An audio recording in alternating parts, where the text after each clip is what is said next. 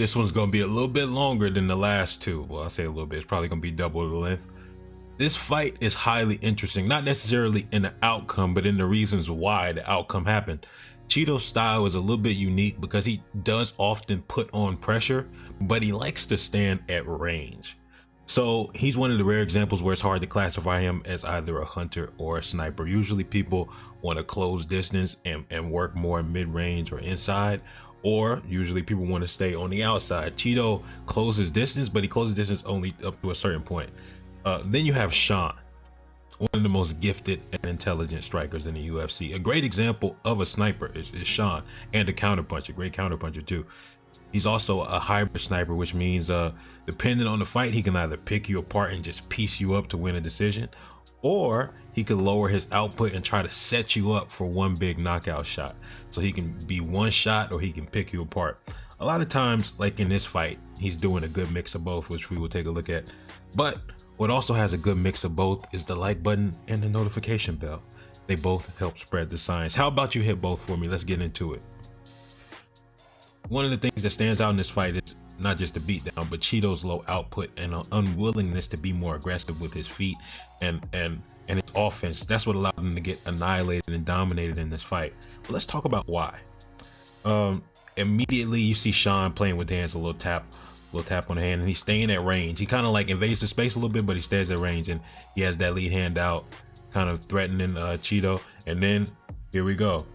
Level change feint, threat with a jab to the body, gets Cheeto reacting. And it's a big reaction. Cheeto jumps back, and we're going to talk about how Cheeto starts reacting big to these things. Because it doesn't just start off with somebody reacting enormous to stuff. They have to get punished in order to get those reactions.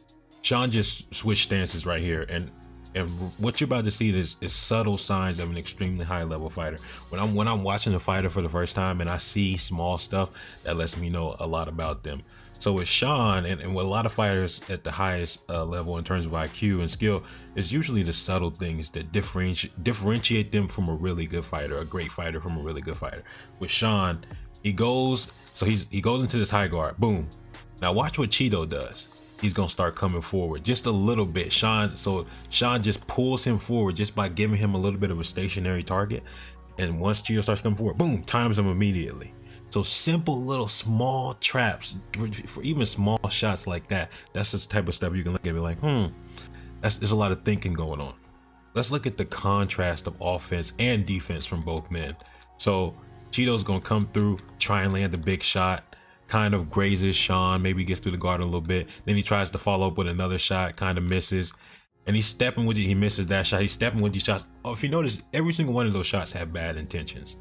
Now let's look at a contrast. And by the way, Sean's defense was circling away, kind of getting in his guard, controlling the range, using his feet, circling laterally too, not just going straight back.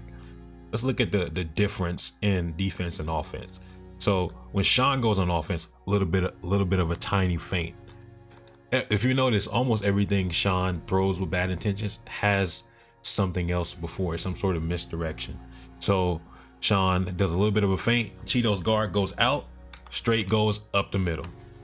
And then what does Sean do? He doesn't stand stationary. He circles around, tries to look for a new angle of attack.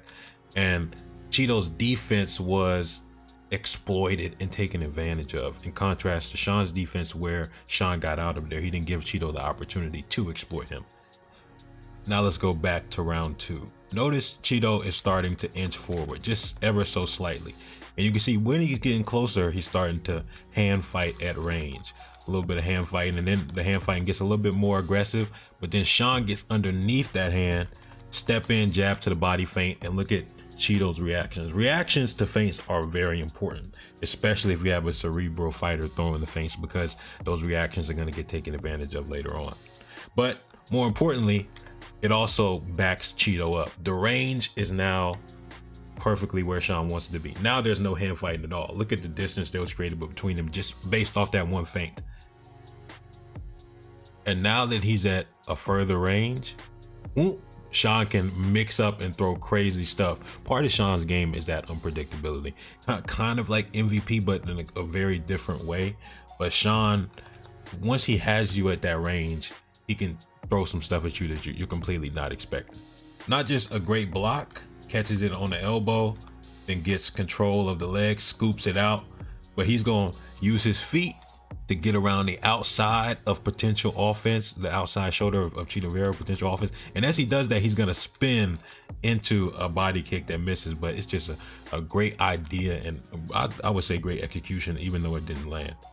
When talking about feints, one thing I think that's often overlooked is although feints are amazing for setting up damage, feints can only work if damage has been dealt prior to the feint. In other words, a threat only means as much as the action that reinforces it. Let's look at a sequence of events. So Sean is gonna do a couple level change feints, boom, get a reaction out of Chito. Notice the reactions. Chito's guard all over the place, head all open, arms all down, and then Chito backs up also, so he's also giving Sean the distance that he wants. Then Sean is gonna step in, another level change feint.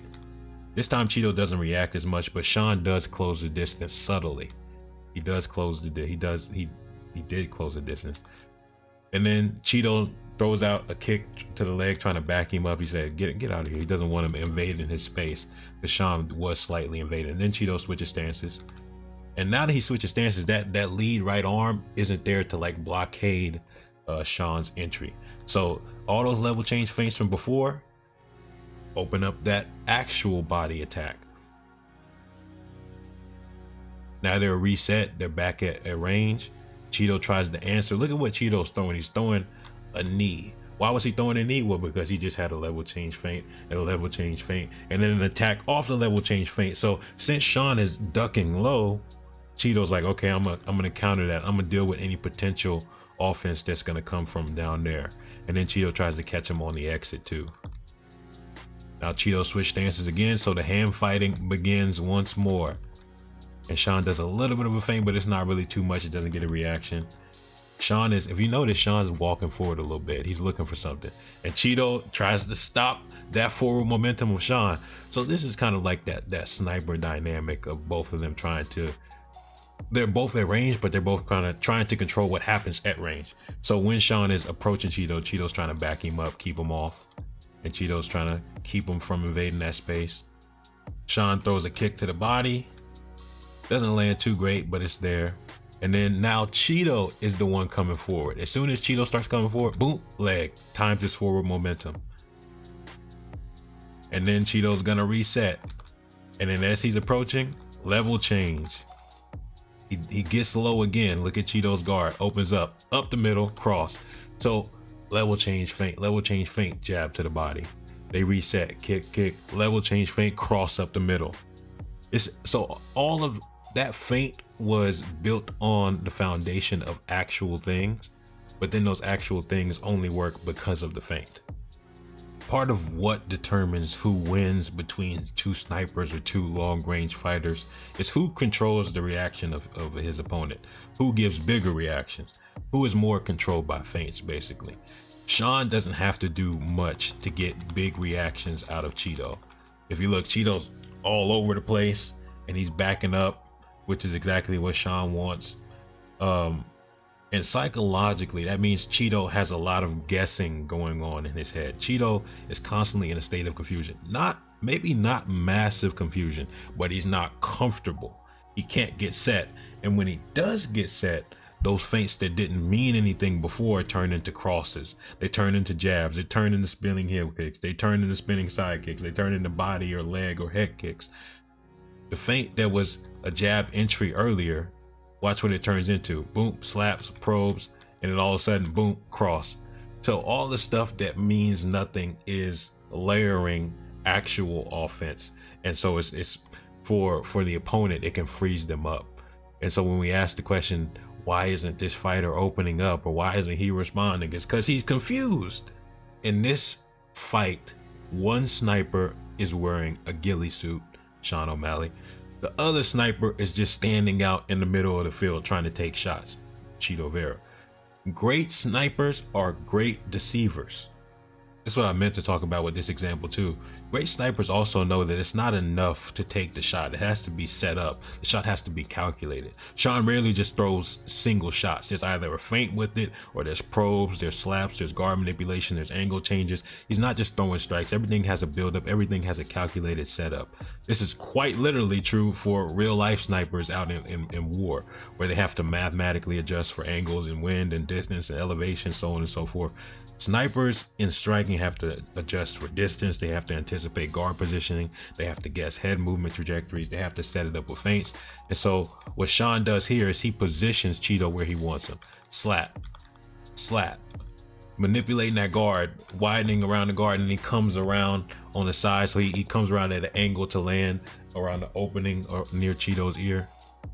And so Cheeto's at range a lot of times, but when he does get close, it's by design.